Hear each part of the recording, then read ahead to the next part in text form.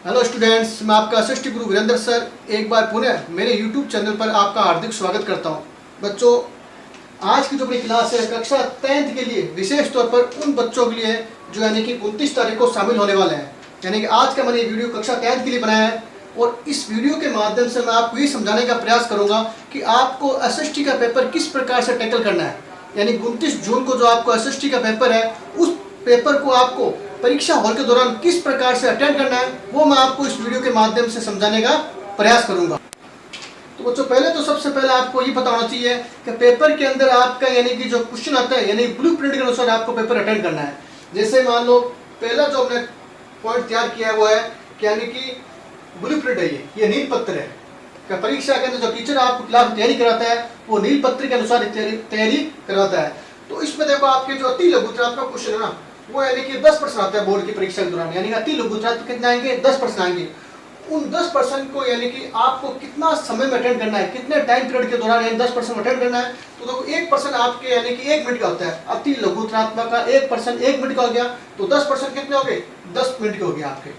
यानी 10% आपको 10 मिनट के अंदर अटेंड करना है। यानी 10 मिनट होते ही आपको अति लघुत्रात्मक पर्सन कंप्लीट करना है। उससे पहले हो तो आपको लाभ है। उसके बाद अगर आप 12 मिनट में करते हो, 13 मिनट में करते हो तो आगे के क्वेश्चन आपके छूट सकते हैं। लघुत्रात्मक जो फर्स्ट है आपके 2-2 नंबर के वो क्वेश्चन आपके आते हैं 9% आता है। यानी लघुत्रात्मक जो 2 नंबर के हैं वो कितने क्वेश्चन आते हैं? 9।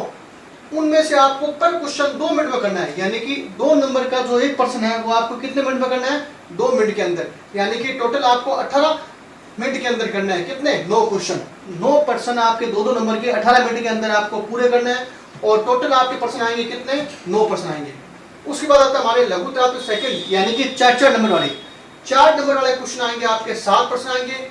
प्रत्येक क्वेश्चन को आपको 4 मिनट के अंदर पूरा करना है। यानी कि जो आपके 4 नंबर के जो पर्सन है उनको 4 मिनट के अंदर पूरे करना है तुरंत। और जो लास्ट में आपके आता है निबंधात्मक, उन निबंधात्मक में आपके 4% आएंगे। यानी कि मानचित्र सहित 4% होंगे उसमें। तो उसको आपको यानी कि आपके यानी कि 72 मिनट के अंदर करना है आपको। 72 मिनट के दौरान यानी कि 72 मिनट के दौरान आपको मानचित्र कार्य और 3 निबंधात्मक पर्सन ये आपको 72 मिनट के अंदर करना है। और टोटल कितना पर्सन है? 4%। ये हमारा नील पत्र ब्लूप्रिंट है। इसके अनुसार आपको पेपर को अटेंड करना है। अब कुछ आपके पॉइंट्स हैं जो आपको बता दूं कि परीक्षा के दौरान पेपर देते समय आपको क्या सावधानी रखनी है। पहला पॉइंट हमारा आता है कि जितना पूछा जाए उतना ही लिखना आपको।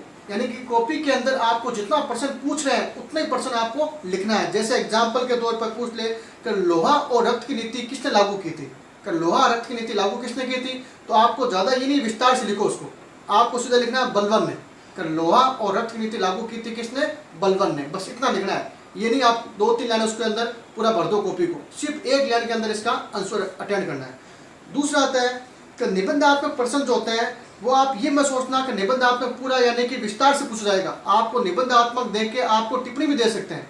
जैसे मान लो निबंधात्मक क्वेश्चन पूछ लिया आपको कि भाई बिजोलिया किसान आंदोलन और बेबू किसान आंदोलन पर टिप्पणी लिखिए, तो आपको टिप्पणी के तौर पर भी निबंधात्मक प्रश्न पूछ सकते हैं। ये नहीं है विस्तार पूर्वक आप पूछेंगे, आप तैयारी करके हो पूरा विस्तार पूर्वक ही आपको टिप्पणी के तौर पर पूछ सकता है कि बिजोलिया किसान आंदोलन या बेबू किसान आंदोलन पर संक्षिप्त में टिप्पणी लिखी।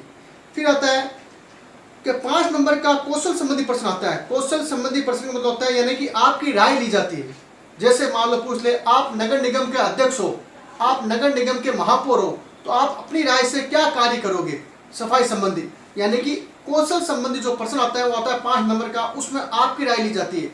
आप पूछ ली जाए आप किसी पुलिस अधीक्षक हो, आप क्या कार्य करोगे?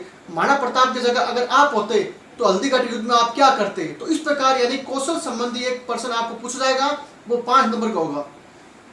चौथा पॉइंट आता हमारा कि आपको यानी कि बुक संबंधी प्रश्न ज्यादा पढ़ना है। यानी कि फालतू चीज नहीं पढ़नी है। अगर आपके पास एक किताब है, एक पासबुक है या कुछ भी है, एक को साधन मान लो उसी को पढ़ो। ये नहीं है आपने यानी हल्दीघाटी युद्ध से पासबुक से किसी अलग पढ़ लिया, किताब से अलग पढ़ लिया, दूसरी पासबुक से अलग पढ़ लिया। एक किताब को आधार मान लो, उसी में से आपको क्या करना है? उस टॉपिक को याद करना है। फिजूल में अलग अलग किताबों में से याद नहीं करना। आप पासबुक से याद करते हो तो पासबुक से याद करो, कॉपी से याद करते हो तो कॉपी से करो, किताब से करते हो तो किताब से करो। करना आपको सिर्फ एक से ही है, अलग अलग दिमाग नहीं लड़ाना आपको। 5वां पॉइंट है पर्सन को थोड़ा घुमाएंगे। जैसे मान लो पर्सन पूछ जाता है, पर्सन बोर्ड क्या करता है? थोड़ा घुमाएगा, पर्सन को घुमा के कैसे देगा? जैसे पूछ ले आपको जाए कि नीति आयोग के वर्तमान अध्यक्ष कौन है। अब जैसे पर्सन को घुमाया, देखो अब बच्चों को याद है नीति आयोग के अध्यक्ष होता है प्रधानमंत्री, लेकिन यहाँ पर वर्तमान पूछा, वर्तमान में कौन है, तो देश के प्रधानमंत्री कौन है, नरेंद्र मोदी। तो इस प्रकार से आपको प्रश्न को ध्यानपूर्वक अटेंड करना है कि नीति आयोग का वर्तमान अध्यक्ष देश के प्रधानमंत्री नरेंद्र मोदी है।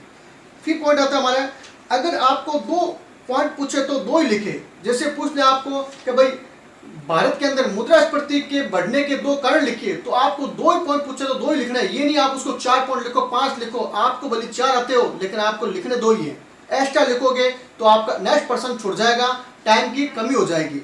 फिर है 1 नंबर में 1 या 2 लाइन भरे। 1 नंबर का जो क्वेश्चन होता है अति लघुत्रात्मक में, उसमें आपको 1 या 2 लाइनें कवर करनी है, 3-4 लाइनें कवर नहीं करनी है, क्योंकि नंबर आपके 1 नंबर का है तो 1 ही नंबर मिलेगा आपको। 3-4 लाइन लिखने से ये नहीं आपको 2 नंबर मिल जाएगा।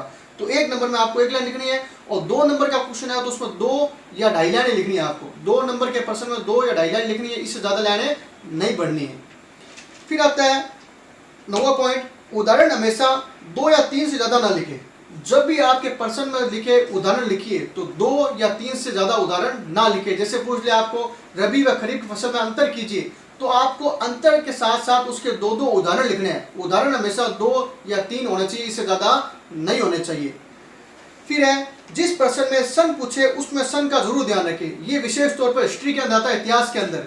यानी कि जब भी आपको कोई प्रश्न पूछे, जैसे युद्ध हो गया, हल्दी घाटी युद्ध हो गया, तो हल्दी घाटी युद्ध के अंदर उसका जो सन है वो आपको विशेष तौर पर उसमें लिखना पड़ेगा, हाईलाइट करना पड़ेगा, क्योंकि सन के नंबर अलग से होते हैं। तो सन को विशेष तौर पर आपको हिस्ट्री के अंदर लिखना जरूरी है। फिर आता है बोर्ड की कॉपी में प्रश्न संख्या सही डाले।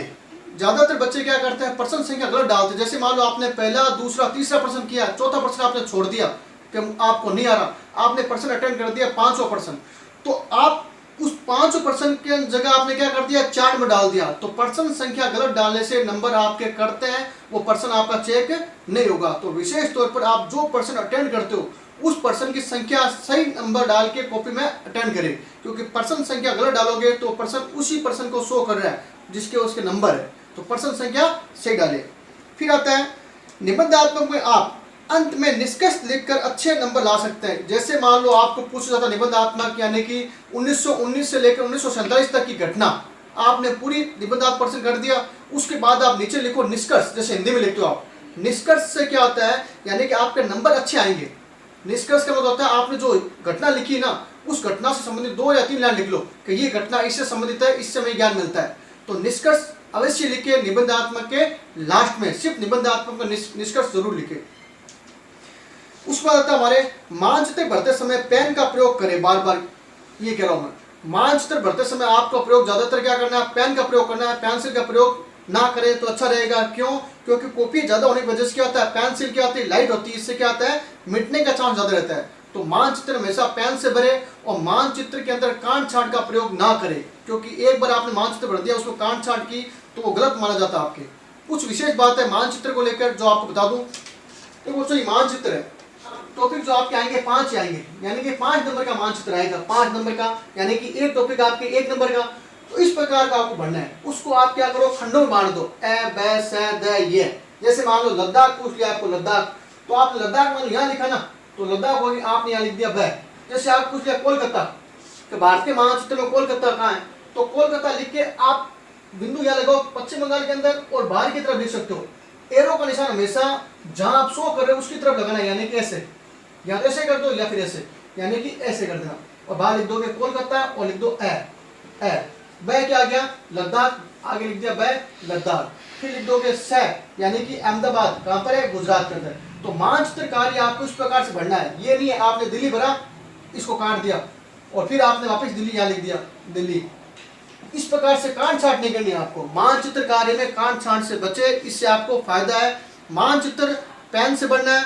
मानचित्र के अंदर आपको अपने ऊपर रोल नंबर जरूर लिखना है। मानचित्र बढ़ने के बाद में उस मानचित्र को आपको कॉपी के मध्य भाग में बांधना है, कॉपी के बीच में बांधना पड़ेगा मानचित्र। कॉपी के लास्ट भाग में ना बांधे तो अच्छा रहेगा। क्यों, क्योंकि कॉपी के बीच बांधोगे तो मानचित्र आपका सेफ रहेगा, पीछे बांधोगे तो मानचित्र गिरने का डर रहता है। फिर आता है हमारे हर आंसर के बाद 1 या 2 लाइन छोड़े, यानी कि आप आंसर लिखने के बाद में 2 लाइनें या 1 लाइन जरूर छोड़े। इससे आपकी कॉपी की शोभा बढ़ती है, लिखावट आपकी अच्छी दिखाई देती है। तो हर प्रश्न के बाद में 1 या 2 लाइनें छोड़े। काट छांट बहुत कम करें। कॉपी के भरते समय, प्रश्न और आंसर लिखते समय आप काट छांट कम से कम करें। काट छांट से क्या होता है, आपकी कॉपी क्या आती है, एक तरह से खराब नजर आती है। फिर आता है अंतर वाले प्रश्न। बच्चों ये लिखा देखो आपके कि जब भी आप अंतर वाले प्रश्न करो ना, यानी कि अंतर वाले, जैसे मान लो खरीफ और रबी के फसल में अंतर करो, तो इस प्रकार से आपको अटेंड करना है। अंतर वाले प्रश्न आपको सारणी बनाकर अंकित करना। सारणी जैसे रबी इधर लिख दी, खरीफ इस साइड लिख दी, यहाँ पर 1 2 3 पॉइंट लिख दिए, यहाँ 1 2 3 पॉइंट लिख दिए। पहले पॉइंट के सामने पहला पॉइंट आएगा, दूसरे पॉइंट के सामने दूसरा पॉइंट आएगा, तीसरे के सामने तीसरा आएगा। यानी कि अंतर वाले प्रश्न हमेशा इस प्रकार की सारणी बनाकर आपको अटेंड करना है परीक्षा के दौरान। फिर आता है कोई भी प्रश्न छोड़ना नहीं है आपको। बोर्ड की परीक्षा के दौरान आपको जो 30 प्रश्न आते हैं वो सारे प्रश्न अटेंड करने हैं। जो प्रश्न ज्यादा आते हैं वो पहले करोगे, जो कम आते हैं वो लास्ट में करोगे, और जो प्रश्न नहीं आते हैं तो उसमें आप एक पॉइंट पकड़ लो। जैसे मान लो आपको प्रश्न आता है भारत में जनसंख्या वृद्धि के कौन कौन से कारण है, अभी प्रश्न आपको नहीं आता तो आप इसमें एक पॉइंट पकड़ लो, जनसंख्या। अब जनसंख्या को लेकर आप एक क्या कर दो, 7-8 लाइन लिख दो, एक निबंध लिख दो। जितना नंबर का है, जैसे 4 नंबर का है तो आप क्या करो, 8 लाइन लिख दो निबंध जनसंख्या को लेकर। तो प्रश्न आपको सारे अटेंड करने हैं, क्योंकि जितने अटेंड करोगे उतने नंबर आपके। अगर मान लो 2 नंबर का है तो वहां पर आपको आधा नंबर या 1 नंबर जरूर मिलेगा। तो प्रश्न सारे अटेंड करना है, विशेष तौर पर ध्यान रखना, प्रश्न सारे अटेंड करना है। एक ही पेन का प्रयोग करें, अलग अलग पेन का प्रयोग ना करें। बोर्ड की परीक्षा के दौरान कुछ बच्चे होते हैं जैसे ब्लू पेन का प्रयोग कर लिया, रेड का प्रयोग कर लिया। आपको एक ही पेन का प्रयोग करना है, उसी पेन के माध्यम से आपको अच्छी अच्छी लिखावट में लिखना है। अलग अलग पेन प्रयोग करोगे तो आपका समय बर्बाद होगा। लास्ट के 10 मिनट जो बचते हैं उसमें अपनी कॉपी जांच करो, जिसको बोलते हैं पुनरावृत्ति। बच्चों आपको यानी कि पूरा पेपर अटेंड करने के बाद में लास्ट के जो 10 मिनट बचते हैं उसमें आपको पुनः अपनी कॉपी की जांच पड़ताल करनी है कि आपने कॉपी में कोई गलती तो नहीं की है। कभी कभी हम क्या करते हैं, कोई प्रश्न छोड़ देते हैं, तो प्रश्न आपने जो छोड़ा है लास्ट 10 मिनट है ना, उसमें आपको याद आ जाएगा मैंने एक प्रश्न छोड़ा है, तो आप उस 10 मिनट के दौरान उस प्रश्न को सही कर सकते हो। या मान लो आपने किसी प्रश्न की संख्या गलत डाल दी है, तो लास्ट के 10 मिनट आपको पूरी कॉपी की जांच पड़ताल पुनः करनी है। ये आपके लिए बहुत ही लाभदायक होगा। कॉपी के लास्ट जो खाली पेज होते हैं उन्हें पेन से क्रॉस या तिरछी लाइन खरीद काट दे। जैसे ये देखो लास्ट कॉपी के जो पेज होते हैं, जैसे मान लो पेज है, ये पेज, इसको आप क्या इस प्रकार से काट दो, इस प्रकार से। उस पेज को आपको यानी छोड़ना नहीं है, उसको आपको ऐसे काटना है खाली पेज को। और उस खाली पेज के दौरान आप ये गलती मत करना कि आप अपने मोबाइल नंबर लिख दें या कुछ को टॉपिक से अलग बातें लिख दें उसके अंदर। इस प्रकार की गलती बच्चे कभी मत करना। कॉपी के अंदर आपको अपने मोबाइल नंबर या पेपर से अलग बातें कॉपी में ना लिखे तो अच्छा रहेगा। उसके बाद है प्रश्न संख्या 24, 27, 28 और 29 ये विकल्प वाले हैं, यानी कि 24 नंबर प्रश्न, 27 नंबर, 28 और 29 नंबर प्रश्न इस ये अथवा में आएंगे, यानी कि दोनों में से एक करना आपको।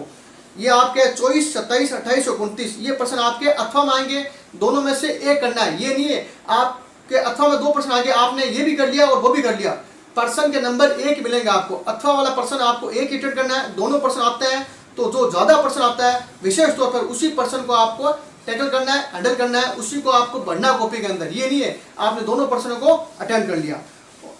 और लास्ट में विशेष तौर पे कहता हूँ, आप पेपर को करते समय अपना पूरा ध्यान कॉपी के अंदर रखें। ये नहीं फिजूल में आप दूसरी तरफ ध्यान दो, आपका पेपर अच्छा होगा। तो मेरी ये क्लास आपको कैसी लगी, तो मेरी तरफ से 10वीं क्लास के ऑल असिस्टेंट स्टूडेंट को मेरी तरफ से ऑल द बेस्ट। पेपर अच्छा दीजिए और अपनी तैयारी पर विश्वास कीजिए, पेपर की तैयारी कीजिए।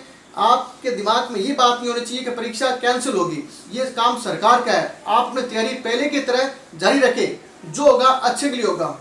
तो आज के लिए इतना ही। दोबारा मैं आप सभी को ऑल द बेस्ट करता हूँ। आगे के वीडियो में हम नेक्स्ट टॉपिक को लेकर मिलेंगे। जब तक के लिए जय हिंद, जय भारत।